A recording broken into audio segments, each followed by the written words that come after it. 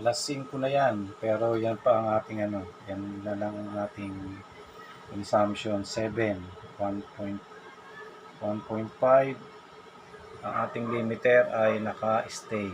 So, ibig sabihin, pag nakapula yan, nagli-limit kasi over ang ating harvest.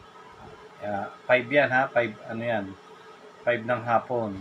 So, bakit nagkakaganyan? Kasi nga, etong ano yung ating setup, yan ngayon ay nagana si inverter. Bakit? Gawa nitong dalawang paxor natin. Yan ang nagcha-charge ngayon sa ating gel. Tumutulong yan. Tulong siya sa gabi. Kaya 24/7. Ang ating harvest na lang ngayon ay 70. 70 ba? Hindi makita. Yan, 71. Ang ating off-grid ay 14. Ang ating harvest ay 1. Yan, naglalaro pa bago-bago. 160, 170, 180. Ang ating consumption ay yan, 8, 3. Nagsisiro pa siya. So, yan ang function ng ating kabuuang setup na DIY. DIY hybrid, on-grid, off-grid. 24 volts na Samsung at 12 volts. Kung anuhin nyo ay itong si Samsung, ginagamit natin yan kapag maganda ang araw. At tulad nga na nabanggit ko, ang ano ngayon dyan, ang charge dyan ay yung apat nating 200 watts na nasira na. Bakit nasira? Kasi nga mahina na yung harvest, yung apat nating nasa bubong, kabilang bubong. Nandun yung sa isa kong video, ano nyo na lang, panood. Nandun yung sa ating isang video, apat. So may plan pa tayo na yung ating GTI Li 1.2. So gagawin natin yung 1.420. Kailangan ko pa ng isang panel na 100.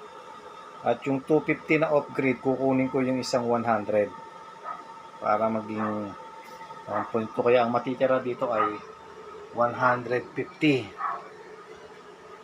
Yun naman yung 150 na yan ang isasama natin sa dito sa apat na nasira natin 200. At yung magiging bakante dyan kay off-grid ay sasalpakan naman natin yan ng 500 watts na 3 na para makumpleto natin ang setup ng panel. Yan, nakita nyo naman. Hindi pa kasi yan, medyo kukunti pa lang ang nagana sa akin. Patay pa yung aking mga computer kasi ang mga anak ko ay tulog pa, mga IT yun. Pakita ko rin sa inyo yung setup ko dun sa aking kabilang bahay, yung computer. 3 yun, kasi 3 yung aking IT anak. 2 yung panggabi at yung isa ay computer programming. So yan po ang kabuuan ng ating setup. Yan, kung paano siya gumagana. So nakita nyo naman, stable lang Pero maya ay tataas yan kasi pag nagbukas na yung computer, 2 computer yun. Dalawang computer at isang laptop. Tataas na yan kasi nga may patay pa. Pero yan, ipakita ko rin sa inyo yung panel natin, yung setup natin ng panel. Ito, pakita ko sa inyo. Ito ang aming higa-higaan sa araw.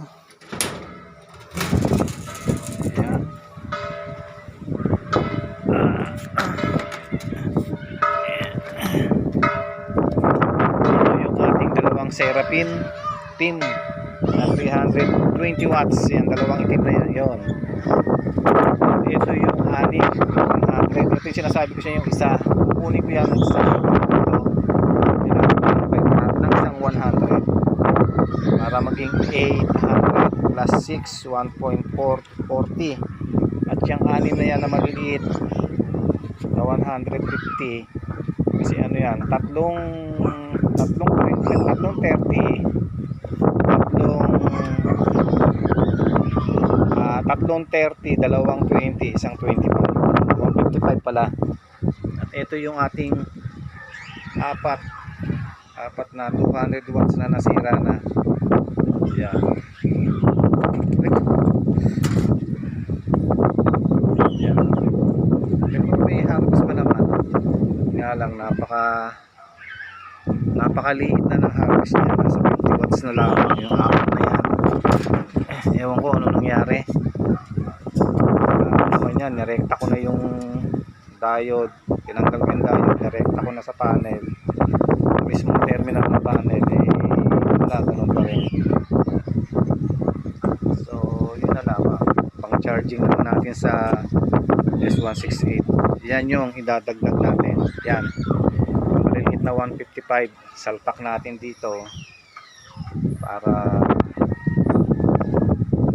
actually ano pa natin yan, babaguhin pa rin pero by temporary. At yung mababakanting isa na sinasabi ko, ang sasalpakan ko ng Trina 500 yun, para makumpleto natin yun setup. Ngayong taon ay ang aking focus ay panel muna. Tingin muna ako sa battery. Siguro pag natapos ko yung panel na setup ay balik ulit tayo sa battery, pero hindi na ako mag-gel.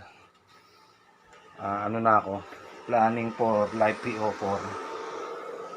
Gamit ako ng 32650, pati yan 168. So yan ang battery charge natin ay 13.2. Yan. Pero tignan nyo sa inverter 12.2, 11.6 pa nga.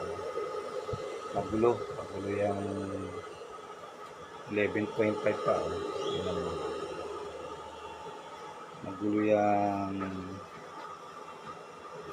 Magulo yung utak ng inverter na yan. Ayan pa rin. 89. Tingnan nyo, papatay-patay pa rin siya. Pero tumutuloy, hindi katulad ng isa. Ang isa kong tinanggal ay pag namatay, wala na, hindi na natuloy. Pero yan, natuloy naman. So yun lang, pinakita ko lang sa inyo ang ating harvest. Alas 5 PM. Yan pa rin ang ating consumption. 96, medyo tumaas na. Ang harvest natin ay 188, bago-bago. May harvest pa tayo. Sa panel niya mismo 165. Yan. 11 yung ating off-grid. Yung off-grid na yan, 250 watts yan. Ito yung ating watt meter. Yan yung 37, yan yung 6. Itong 20, yan yung dalawang Seraphim. Yung gitna ay bakante yan, pero hindi na natin malalagyan kasi nga mag-o-over na tayo. Isa na lamang kailangan ko para mabuo ko yung 1.440 kilowatt na panel. Hindi tayo po pwedeng sumobra doon at masisira na ang ating GTIL. Ano lang yan 30 amps MPPT. Ito 30 amps MPPT lang yan. DC input 22 to 50 BDC. AC 230 volts 172. 30 amps lang yan. Yan. So, yun lang. Yan, tumaas na siya. So, ibig sabihin, hindi na nakapula yung ng limiter. Tumaas na yung consumption. 141. Okay, nababa na yung harvest natin.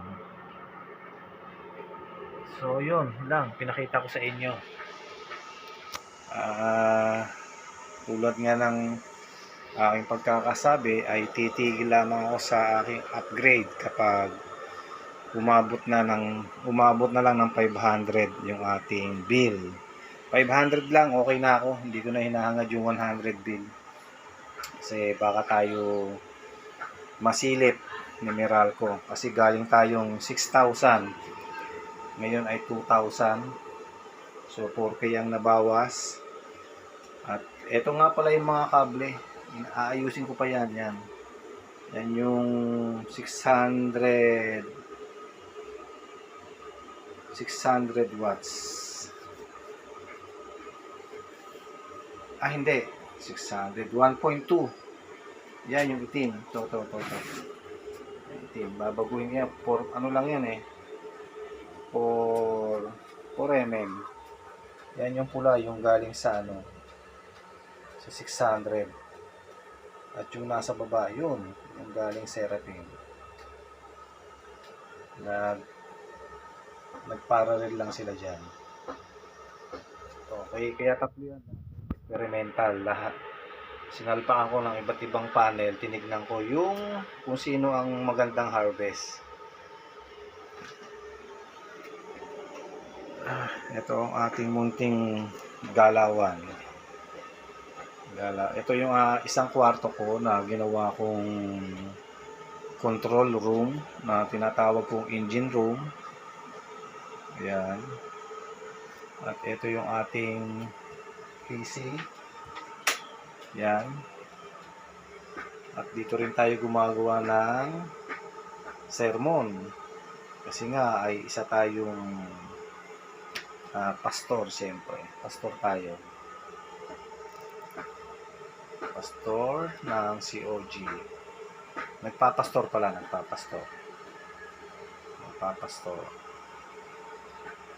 So, yan yung ating PC. Pang lang yan, pang online class. Mababa lang yan, dual core lang yan. Pero okay pa rin at nagagamit pa rin kahit paano. Yan yung PC niya yan. Ito yung pinagpalitan ko ng case ng computer ng anak ko. Yan. Hindi ko maano kung ibebenta ko na lang o bebenta ko to. Ang dagdag sa panel. Ayan. Yung ating narada nawala na. Patay na. 4 volts na lamang yan. Kahit kargahan mo, nagpo-float pero madaling ma-discharge. So, ibig sabihin patay na. Wala na tayong nagawa kahit pinalitan natin ng battery solution. Patay na rin, sira na rin. So, yun ang pabuuan ng ating engine room. May pa tayo dito, yan, traveling bag. Okay, yun, nakalat. Yan talaga ang buhay ng technician. Mga kalikot. Yan, daming kalat. Yung pa sa taas, yun.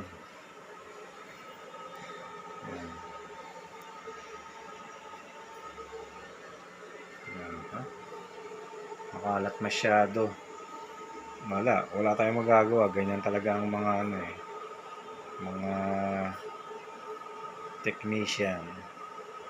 So, kung meron mang mabago dito ay eto, yan. Plano natin yan. Palitan natin yan ng controller. MPPT syempre. Yan. For the future, papalitan natin yan.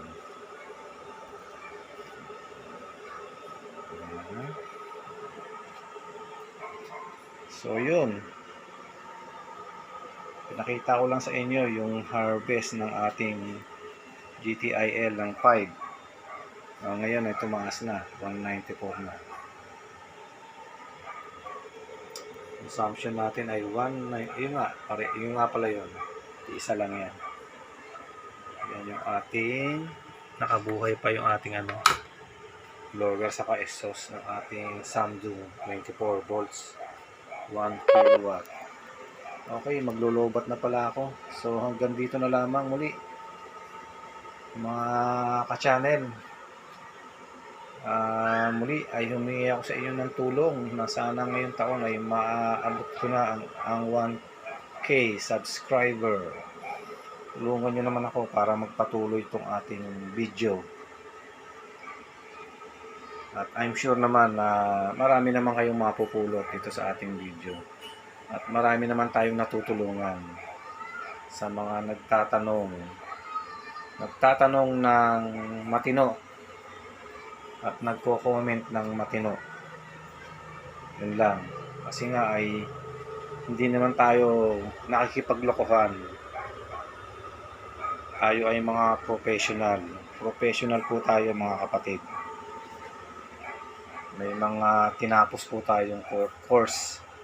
Hindi po tayo nakahawak lamang ng screwdriver ay technician na. Graduate po tayo ng TESDA at STI sa computer. Okay? So, yun lang. Pinasilip ko lang sa inyo ang harvest ng hapon. Sa hapon ng ating GTIL. Hanggang gabi na yan. 24/7 pala.